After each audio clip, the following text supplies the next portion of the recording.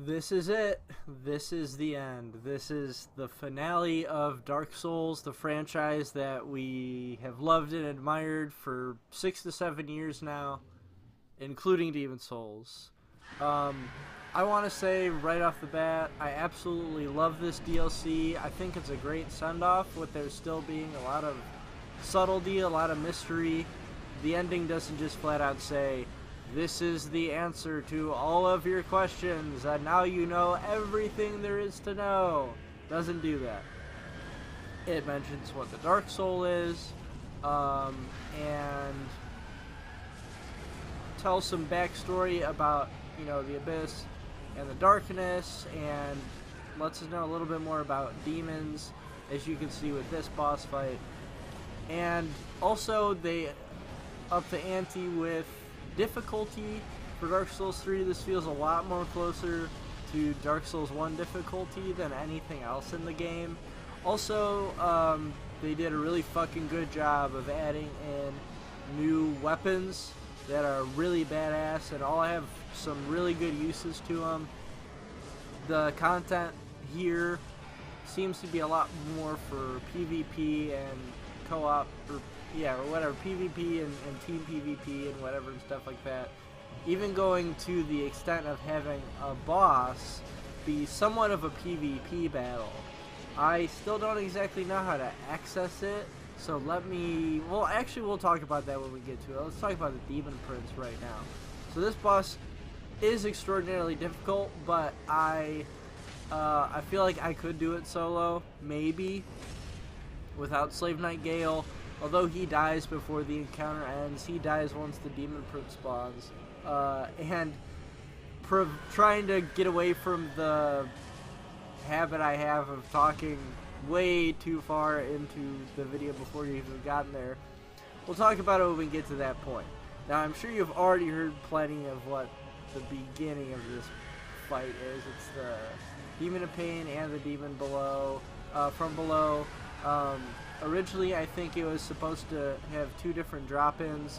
First, the Demon in Pain drops in, and after he dies, the Demon from below drops in. They changed that. And of course, after they both die, they become the Demon Prince. Which, if you know anything about the lore, the Demon Prince was killed, apparently, but it's still alive, by Prince Lorien. And I think either in the battle is how he became crippled, or the darkness crippled him. But either way, Lorien was a superb warrior who offed the Demon Prince. And so now we get to fight this guy. And as you can see, this isn't one of the demons we've seen so far that's been fightable. This is a greater Batwing demon. We've seen the lesser ones deliver us to Anor Londo, deliver us to the Undead Settlement, and deliver us to the Ring City, but we've never actually fought one. So this is really cool. I think I would prefer to fight the Laser Demon Prince as opposed to the Fireball Demon Prince because of this move right here, which is almost unblockable. I think once have been able to take half my health and damage from it. The other times it takes about 4/5 of your health if it doesn't kill you. So that shit's nuts. And I would go as far as to even saying maybe a little bit unfair for my taste. But the little tiny hint of salt that is put into a Dark Souls battle makes it that much more enjoyable when you defeat it. But I really don't think there's any bosses in this game in this DLC that I don't enjoy fighting. I actually really enjoy Spear of the Church, which is definitely by far the weakest boss. It's as far as like cool and memorable and awesome. The whole point of the boss is to give you a new covenant to do the PvP battles, and that's pretty much it. Other than that, it's pretty forgettable. I mean, you're fighting just a regular human, or you'd be fighting another player plus some NPCs. But it's fun. It's a really fun battle, and it's really action-packed and a lot of shit going on. So right here again is this shit. I'm like, maybe if I go as far as back as fucking possible, I'll avoid it. But doesn't seem to work. He literally just fucking vomits out a atomic bomb.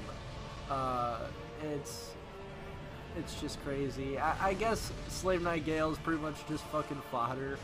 For the most part, that's how I don't die. Is because in the beginning, all of his efforts, as far as his really powerful AoE, or not AoE, but fireball attacks go, seem to just head straight for Slave Knight Gale instead of me. But, as with every boss fight in this game, minus Spear of the Church, when I beat each boss here, I was extraordinarily excited. And really, oh man, I wish there was a Spear of the Church type way to just revive bosses and just fight them again and again and again. But that's what New Game Plus is for. But right now I'm pretty much at the point where I just want to keep playing the Ring City over and over and over again. I don't want to, you know, go through all the other areas. Because this past New Game Plus playthrough, I have put all my effort into trying to complete every single quest, find every single item, and for the most part I have. Through this New Game Plus, I finished the Sigurd quest. It was the first time that I found Carla, so I really passed through the the Earthel dungeon without really doing too much exploring, because I don't really enjoy going through the Earthel dungeon very much. When I get to the Earthel, the Brio Valley, I love every single part of it, except for the trek through the dungeon. I always save that for last. But here we have literally just the Dragon Slayer armor, which at first I was a little disappointed about. I'm like, oh, come on, it's literally just the boss as a mini-boss. And that's one thing that I've always hated in Dark Souls. When you take a really epic boss fight and you just turn into a mini-boss after you've beaten it, it throws down all of the intrigue and the power that that boss gave to me. You know, Dragon Slayer armor is one of, for me, it used to be one of the hardest bosses. I've since discovered my strategy for beating him, and I can easily beat him solo now without much problem. He's on the level of Champion Gundyr for me at this point. Him and Gundyr have, in my opinion, a lot of similar movesets. Probably not, but for some reason I just approach them both extremely similarly. But even though he's a mini-boss now, he's no fucking joke. Well, he's not even a mini-boss. They just give him a tiny fucking health bar. But even though he's tiny health bar man now, he's still no fucking joke. I think I did use up every single Estus to kill this guy. But I don't give a shit. Even if this is dumb, even if everybody disagrees with me and thinks this fight is fucking stupid, I don't give a shit, because I get to wear the Dragon Slayer armor now, or the old Dragon Slayer armor, whatever it's called. But yeah, I am so fucking happy that this armor is unlockable now, and it's able to be worn. That makes me so fucking happy. I still don't know how to get the Ruin Sentinel armor, but that existing in this DLC also makes me super fucking happy. Something that I've really appreciated with this DLC is all of the nods to Dark Souls 2. Because Dark Souls 2 was not a good game, but Dark Souls 3 is. And so for a game with, you know, a lot more believable atmosphere and a lot more believable world and characters, to include stuff from Dark Souls 2, which there were some really cool things, they just weren't given a lot of time, weren't given a lot of development, weren't given a lot of backstory. So it seems Dark Souls 3 has taken the cool stuff from Dark Souls 2 that hasn't had much of an explanation, put it in this game and said, hey, this shit's pretty awesome, let's give it a chance to really shine.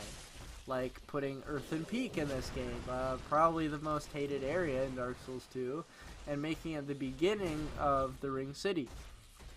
And putting in the Desert Pyromancers and the Desert Pyromancer Flame. That's awesome. Those are Dark Souls 2 things.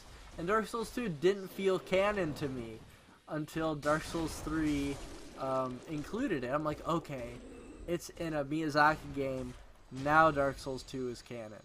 But until now, it didn't feel part of the Dark Souls franchise to me at all. So yeah, the desert pyromancers in this game, there's only one. You'll really only get to come across one desert pyromancer. That thing's no fucking joke. Holy shit. That is one of the most badass enemy NPCs I've ever had to fight. It does all the backwards flips. It's got that whip attack. Its flame bursts are just, they take down shit tons of health. So I was really impressed with them saying, hey, this enemy is not to be fucking trifled with, as Argo puts it. This was a really lucky backstab. I just timed it perfectly, I guess. But yeah, I was really fucking impressed with the Dark Souls 2 shit they harken back to. I think there are parts of Earthen Peak that I'm enjoying more than the Ring City, actually, because there just seems to be a lot more mystery to it. There's a lot of stuff that I don't know too much about the Drake Heap yet. I just seem to have been, I don't know, I want to explore that more. It's not that I've been having more fun in Earthen Peak or whatever, because those angels are fucking monsters. And probably the most annoying part of the DLC. So the angels aren't very fun to fight against. But I digress. I've still got a lot more to explore. Something I'm really sad about is that I think I completely skipped over Lap's story. I don't think I found him in Earthen Peak, which is why I can't find him in the Ring City. I'm not sure if I can go back there and find him again, or if the quest has completely been nullified because I've already beaten Slave Nightingale. We'll find out. I'll go back to his original place of resting. We'll see what the fuck happens. But you do need to know some strategies for Halflight, because this NPC doesn't fuck around either. When Halflight, when she does that thing where she pulls all the way back with her sword and has only her shield showing, just sort of bait the attack. Don't attack her when she's like that, because if you've seen that purple combo, it's almost fucking impossible to, well, it is impossible to stop, and you get hit with all of it for the most part. But yeah, do that, just bait it, and you should be fine. Something I've noticed about NPCs in this game is that having the Fume Ultra Greatsword and successfully pulling off the heavy attack, the L2 heavy attack, it will always knock down an enemy, to the point where when they get back up, you have enough time to charge it again for it to hit them down again, and it will endlessly continue to hit them down. I've come across that with Shira. The last half of that boss fight, or excuse me, NPC mini boss fight, I was just knocking her down with the Fume Ultra Greatswords, you know, heavy special weapon art, whatever. So that was a little embarrassing for me to witness. It was hard to watch, because, like, God, it's fucking Shira. She's got the Mad King's crucifix and everything, but I'm fucking her up real good. Except for the bow she uses, that lightning bow. Holy fuck, that will kill you if you are not careful. But yeah, be prepared for part 2. We're gonna end it off. Maybe we're not gonna have the optional Dark Ear boss, because that's still fucking really difficult for me. But everything else is done and ready to be uploaded. So thank you for watching, and get excited and get ready for the next one. I will see you guys later.